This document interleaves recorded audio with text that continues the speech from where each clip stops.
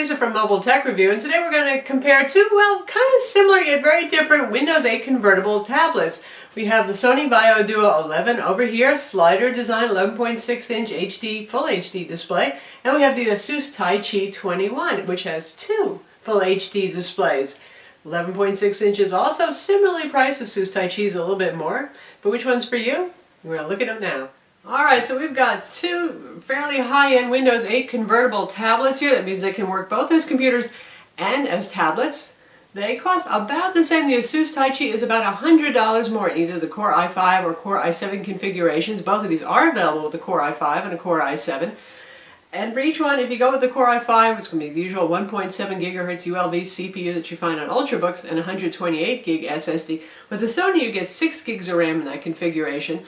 While with the Taichi, you get 4 gigs, regardless of whether you go with the Core i5 or Core i7 model. The Core i5 on this guy is the same. It's 1.7 gigahertz, the same 1.7 gigahertz ULV CPU, and it has a 128 gig SSD. Both of these, if you go up to the i7, you get a 256 gig SSD. In both cases, it's a fast SSD drive, so you're going to get very good performance out of them. So Sony gives you a little bit more RAM for your money. That's an important thing because these guys are not easy to take apart and upgrade. In fact, RAM is soldered on the motherboard for the Asus, so there goes that concept altogether there. Sony is $11.99 for the Core i5 version, $14.99 for the Core i7. Taichi is $12.99 for the i5 and $15.99 for the i7 version. So when you're talking that much money, in either case, $100 shouldn't be a deal breaker. It should be the one that works best for you. Both of these tablets weigh about 2 3/4 pounds. The Sony is 1 ounce heavier. Trust me, you're not going to feel 1 ounce when you're talking about 2 3/4 pounds. They both have backlit keyboards. Different designs here. And Sony is a slider design. Really, this is a good design for those of you who know you're going to be using your keyboard a lot and you don't want one of those detachable transformer kind of deals because, well, you need that keyboard here. So it's as simple as just bring it down like that, and then you grab the edge and you flick it up if you want to raise it again. Pretty stiff there, locking mechanism. Only position right here, this angle. But it's an IPS display, wide viewing angles, and it's a pretty good position. I generally haven't found it to be annoying. It's a glossy display, so is this on the outside. Gorilla Glass clad in both cases, which is good because obviously when you're carrying them, the glass is going to be facing up. You can think of it as something like the HP Envy Spectre 14-inch model with the glass lid on it, or the Acer S7 13-inch that has a glass lid. So you got glass right there if you're carrying it. That's what it is. You're going to probably want a case to protect it just in case, even if it is Gorilla Glass. Same goes with this guy.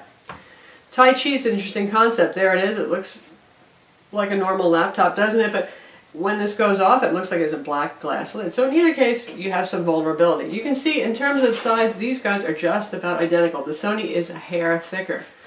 In terms of weight, in terms of size, you're looking at the same thing in terms of having exposed glass surface on the top. Where they start to differ is, the big one for the Taichi, is that it opens up and turns into a standard laptop style computer. So here we have, now looks like black glass lid. Turn it around and, well, look at that. There's a second display. That's what your $100 is going towards, a second full HD 1080p display. This display is matte, so that's really going to be great for you guys who work on images a lot, although I don't know how many serious Photoshop jockeys are going to want to work on an 11.6-inch display, but for those of you who do, helps. And even if you're working on office documents in a bright light situation where there's a lot of glare, really nice to have the matte display. Asus, they're known for their backlight bleed issues. Not so bad. On the back, I really can't see any blacklight bleed. On the inside one, a little bit down at the bottom, but pretty much like you'd see on any other laptop computer. The Sony, the lid here, your one and only display, teeny bit of backlight bleed along the bottom and one side edge, but very, very minimal. So very good in that respect. But the Asus, you can see, what do you get here? You get an absolutely normal keyboard and a large trackpad as well. And it actually works well. Again, for Asus, that's an achievement because they used to have some terrible trackpads, but this works very well with Windows gestures. And that's an important thing because this is not a touchscreen now. This is going to get to the point about how you like to work. Here, you can touch the screen. Once you get used to Windows 8, you discover it's surely much easier to actually navigate around the device when you can touch it.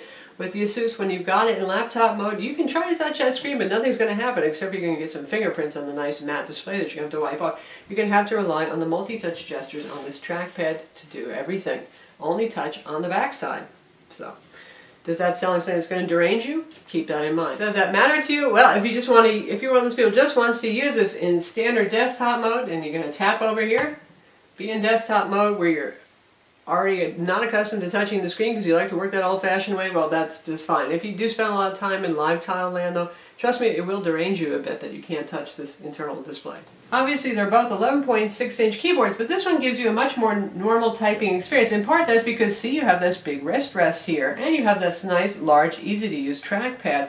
Here, there is no wrist rest area. That's the price you pay for having the slider kind of design. But you do get a little optical nav here. It looks almost like one of those Lenovo Racer Stick pointers here, but it's not. It's actually an optical nav, and you've got your clicker buttons down here on the bottom, right there. The optical nav, it's pretty annoying, I would say, for the most part. I have set it to slow it down. It works much better that way.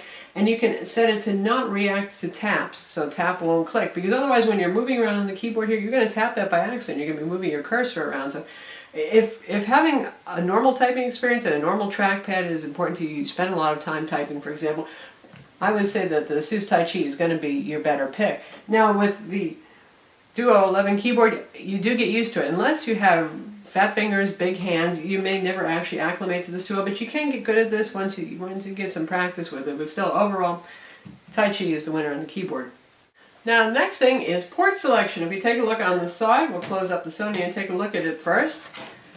Power ports right on the back here. You can see where we've got it plugged in. On this side here, we have a VGA port built in, full-size SD and memory stick card slot right here, your 3.5mm combo audio jack. And you can see there's just a little bit of taper there, more for good looks and to give you a little wedgy place to grip onto. And on this side we have two USB 3.0 ports, a full-size HDMI port, and there's your power button. And on the back here, that's our power plug. And well, wait, there's more. Here's your Ethernet, RJ45, a little drop-down door right there, so you don't have to use any kind of dongle adapters. So that's very well equipped, especially for an 11.6-inch device. You've got a lot of full-size ports, card reader on here. Sony's always very good at that miniaturization in their engineering. Now let's take a look at the Asus. Right here we have our combo 3.5mm audio jack. We have one USB 3.0 port. We have our mini VGA port. Now, Asus includes a dongle adapter to full-size VGA, so you're going to have to carry that around with you. So your volume controls over here.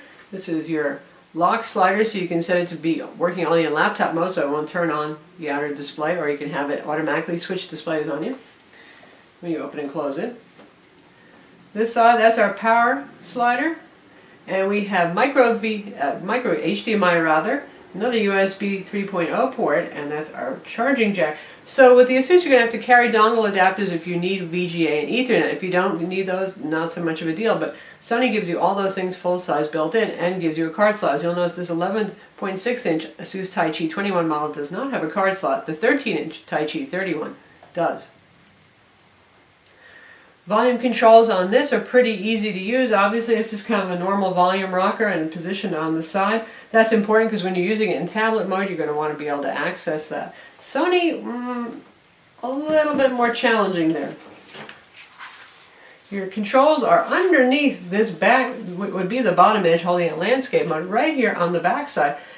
No matter how long you use this thing, I found you're just never really going to find these very easily. There's not much tactile feel to them, but that's where they are. These are your little volume buttons right here. VAIO assist button can boot you into BIOS at boot time and take you into recovery, driver update, and other stuff. That's what that button's for.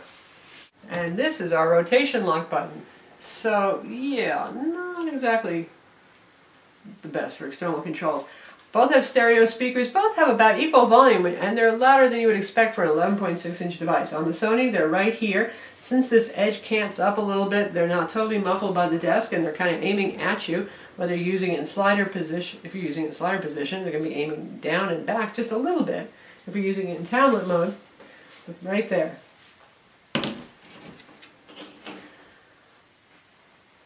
On the Asus, our speakers are right here firing out from these little slits on the side. That's a speaker slit right there, and there's another one on the other side right there. Again, about equally as loud. And now if you're using this in tablet mode and you're holding it like this, it's actually, the volume improves versus having it down on the desk. Firing back into the room or out to the sides really, so it works pretty well. But again, in either case, you're getting about the same level of bass, which is, say, not much because it's 11.6-inch device, and the same volume. And it is loud enough to fill a room. Now when it comes to display brightness, the Sony is the winner. 400 nits of brightness versus 250 to 280, depending on whether you're talking about the inner or outer display on the Taichi. That's certainly adequate, that 250 nits of brightness for indoor use, but when it comes to things like working in a bright environment, say a brightly lit office where you might want to combat some of the high ambient light, you might start to miss it. Mostly it's going to be outdoors, so if you plan on using these guys outdoors, keep that in mind. The Sony is brighter. But the Sony has a glossy display and only a single glossy display, so you're going to get a lot of glare there. Gorilla Glass displays do tend to glare a lot. So that's going to be an issue with the Sony and its single display, and with the outer display on the Taichi. A Taichi outer display, really hard to see outdoors. Both of these guys have identical active digitizers, N-Trig DuoSense 2, it's the latest generation, 1024 levels of pressure sensitivity, and they both come with fairly identical pins. And I'll show you both of those. Here's the Asus pen right here.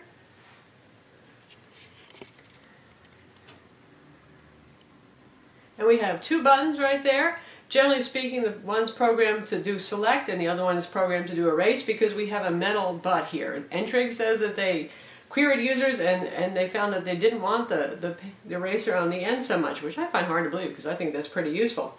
Unscrew this little cap right over here and you've got one quadruple A battery inside. They say it's good for about 6 months. We're still testing it to see, so that's where it goes right in there. Nice size metal pen, good weight, good quality stuff. And if we look at the Sony, it's identical except that they added a little cap and a little lanyard